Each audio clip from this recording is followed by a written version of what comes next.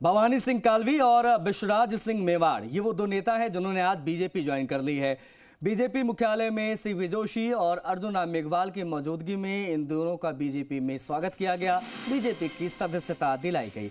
दोनों नेताओं ने बीजेपी अध्यक्ष जेपी नड्डा से भी मुलाकात की है। आपको बताते चले कि मेवाड़ की राजनीति फिर सुर्खियों में इस वजह से आ गई है। पूर्व राज परिवार के सदस्य विश्वराज सिंह मेवाड़ ने भाजपा की सदस्यता ग्रहण कर ली है। विश्वराज सिंह के भाजपा में आते ही राजनीतिक गलियारों में चर्चाएं तेज हो गई हैं।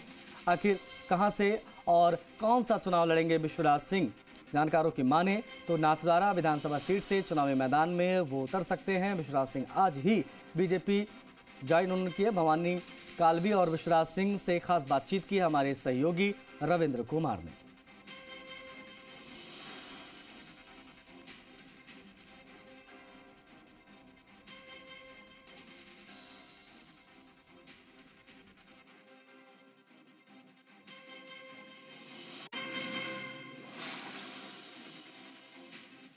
हमारे भवानी सिंह जी कालवी जिन्होंने समाजोत्थान से राष्ट्रोत्थान अनेक सामाजिक और धार्मिक कामों में और खेल में भी विशेष रुचि जिस परिवार ने रखी, जिनका राजनीतिक क्षेत्र में बहुत लंबा हस्तक्षेप रहा, उस परिवार के वंशज भवानी सिंह जी जो बहुत अच्छे खिलाड़ी हैं, नामी खिलाड़ी हैं पोलो के, आज वो भी भारतीय जनता पार्टी की सदस्यता ग्रहण कर रहे हैं।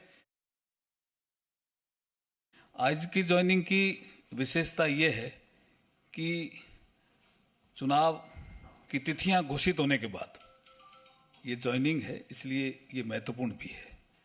उदयपुर राजघराने के राजकुंवर साहब विश्वराज सिंह जी मेवाड़ बड़ा नाम है, पूरे क्षेत्र में नहीं, राजस्थान में और देश में भी।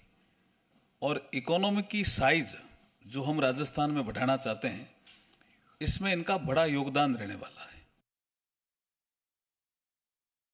शामिल हुए हैं भवानी सिंह कालवी जी बीजेपी में। कालवी जी, आप करनी सेना के से जुड़े रहे हैं, पिताजी उसके अध्यक्ष रहे हैं। बीजेपी में शामिल होने के पीछे आपको क्या लग रहा है, क्यों हुए?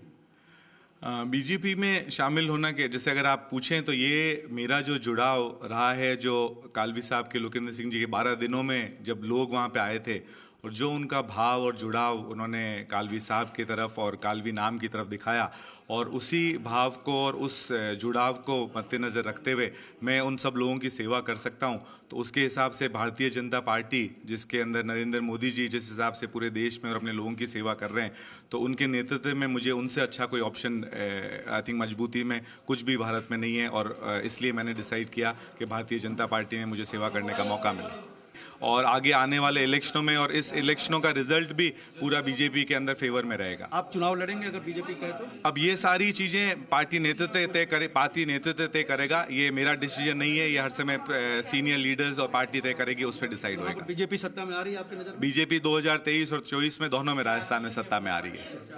जी। रविंद्र कुमार, जी मीडिया, दिल्ली।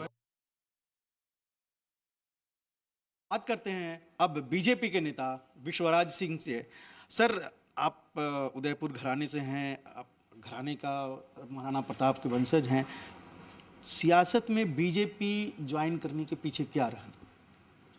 जैसे मैंने बताया था कि कोई काबिल और दूरदर्शी नेतृत्व के साथ तो नागरिकों को भी देना चाहिए, और जहाँ तक हो सके अगर प्रगति को कायम रखनी है तो नागरिकों को भी हाथ बटाना चाहिए।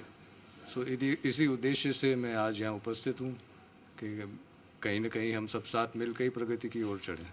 एक आम जनता से जुड़ा, सर आपको लग रहा है क्या क्या मुद्दे ऐसे हैं जिस पर बीजेपी की बढ़त हो सकती है, कांग्रेस या अशोक गहलोत को जवाब देना पड़ेगा? एक मुद्दा जो मैंने तो पार्टी आज ज्वाइन करी और कांग्रेस शासन पिछले 5 साल से देख रहे हैं, और जिसमें 4.5 साल तो निकल गए आपस के झगड़े में, और पिछले कुछ महीनों में एक के बाद एक कोई ना कोई अनाउंसमेंट करते रहे। तो ये 4.5 साल की जो प्रशासन वो तो गायब होगी आपस के झगड़े में। तो वो तो एक मुद्दा है, कोई लीडरशिप नहीं है। बहुत बहुत शुक्रिया सर। रविंद्र कुमार, जी मीडिया, दिल्ली।